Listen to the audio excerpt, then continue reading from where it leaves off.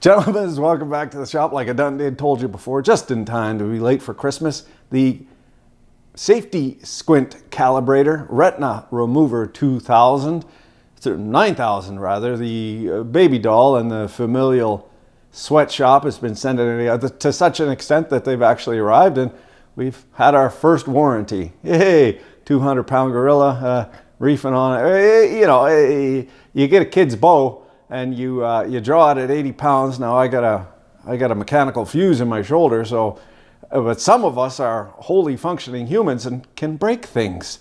So we're gonna go ahead and put this together. If and you didn't get one of these on the first run, well, we're only doing but the first run because, as I said, Baby Doll runs the show as far as the familial, well, pretty much everything. And apparently she's adamant that it's a joke is not a legitimate defense to a civil suit. So don't poke anybody else's eye out. You poke, far be it for me to judge, but you poke your own eye out, that's your deal. Just, you poke somebody else's eye out, that's something else entirely. Here in the Empire of Dirt, of course, we have very high health and safety standards as dictated by Prudence, the safety goat, in that one, you don't get hurt, and two, if you do get hurt, you have the decency to crawl off the site and die. So what I did was, baby, sugar, honey, darling, it's okay. She demanded I at least put a safety disclaimer on there, which I did. Here we are. If you'd focus, you fuck. Do not eat. Yeah, we're only doing the one run of these, so get you some now, because until somebody steals the design from the Big Rock Candy Mountain there, they won't be available. I'm sure the channel will likely get... Oh no, okay. Yeah, while I'm slinging the merch, carelessly strewn with reckless abandon are the OSHA non-compliance stickers sized for laptops and hard hats, also whatever other, they're littler. Guys were asking for slightly more discreet. Being a contrarian myself, I understand giving no flux and taking no shits, but in this case, if you got them, smoke them. You're gonna make the job a little bit nicer. And if not, just go ahead and use some electronicals. You know what? Doesn't even need electronical solder. Even plumbing solder do the trick. Being that this is a beta desk defense arm, it's not a weapon unless you intend harm. I would say arm. I think arm. Yeah, arm. We do not know what the fatigue limits of this material are. Now, the fatigue limit is something, well, this is fascinating because we just discovered this about materials, say 200, well, no, not say 200 years ago, a little less than 200 years ago. A mining engineer. Now, there's lots of mining in Western Australia, and by coincidence, there's also lots of men who have two first names for a full name. Western Australia, W.A. Wilhelm Albert, a German mine, sorry about that, that's disease. Wilhelm Albert was a German in 1829 mining engineer who discovered metal fatigue. Went to the mine one day and the guys were all standing around saying, I don't know what happened, it just fucking fell out. He fingered that the chain overloaded, tripping ore out of the mine, but there was no signs of overloading, and he got to studying it and found out metal fatigue. He discovered metal fatigue in that something which is loaded cyclically well below its yield point can still break, and that is metal fatigue. And he subsequently invented a fantastic compliance structure still in use today, the world over, wire rope cable. This German, so there you go. There's the James Dyson connections. James Burke, oh God, I'll never hear the end of it. Also, you see on the sear here, or maybe it's the trigger, we've added amendments that sinister-handed individuals can still use this defense arm If you're right-handed, you can choose the right-handed sear, or if you're left-handed, you can choose the left-handed sear. Or if you're of the Safety Sally type, belt and suspenders, you can leave both in place, and you need to actuate both, which is kind of a pain in the cunning linguals, but I don't judge. You'll have to bear with me. Not only am I struggling with my tongue tangulation, it's a legitimate condition, I also have not assembled one of these in a number of months, and I'm doing it live. The pressure. What we want to do is just preload all of the pads with solder. At this juncture, it's very easy to make a mistake, and this is of critical import. We must use the forward-facing fluxion ring in the forward-facing direction, this side towards frenemies. Otherwise, we need to align the axial chamfers with the basal platen.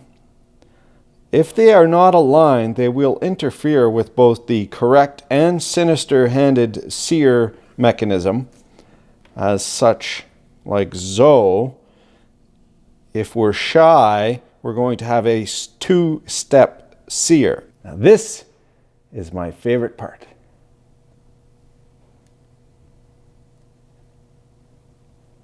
So satisfactory.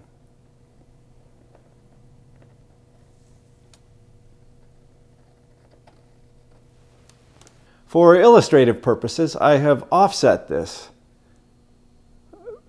All is not lost, however. We can use an abrasive sandpaper in order to, and while you're at it, go ahead and knock off the sharp edges so that when a coworker comes to your desk to steal your safety scissors, they won't get cut. Now we need to test fit the trigger group into the receiver. I have found the proper angle of dangle is roughly a blonde one past 90 degrees, and we're just going to tack that in place with two teeny tiny. You'll note that fiberglass, while being compliant, is rather stiff. Technically speaking, it's got some good sproing, so you don't need all that much preload on here. We'll just kind of half-ass her in there.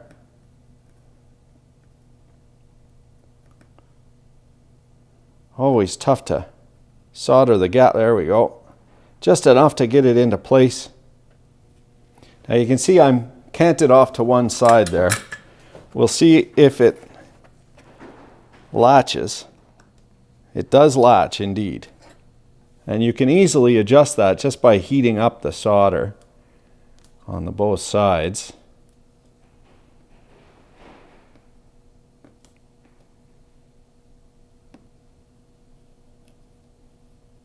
Second most satisfactory part, TIG welding with solder. Now the Continental types are adamant that solder has an L in it. But I ask you, why then is it a sodding iron? A weld, in order to be structurable, needs to be on both sides.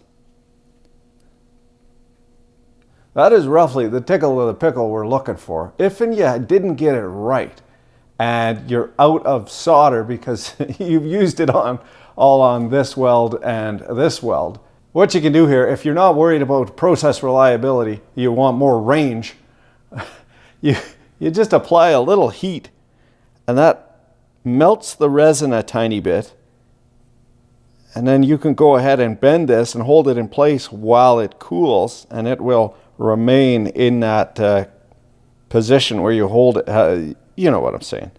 Now in this case, the welder's bane,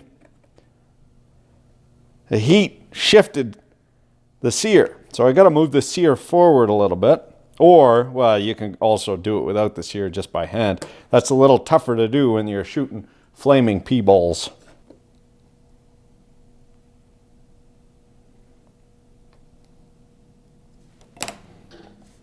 That wasn't a very large adjustment, but now we'll get a satisfactory ka-chunk when we cock the spoonal impetus integrator.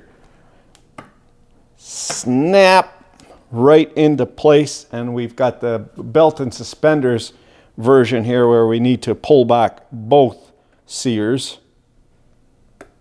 in order, in order to trigger. I'm not sure I like that. I like the hair trigger myself. We'll come over here, give this a little snippy snip snip. Fuel intercubical ballistic bullet for the motherland. In defense of TPS reports. Hot. Hot. Hot. Uh-oh. Where'd it go? I was too busy squinting. Thank you for allowing me to advance the high ideals of bumblefuckery and beer, to which the proceeds from these go to. Of course, the rest of it gets wasted on tools, but I couldn't do it without patrons and without guys buying little baubles. So I appreciate it. If you don't feel like buying one, I'll put the file up on a GitHub. You make your own. Easy as that. So thanks for watching, and thanks again. I appreciate your help.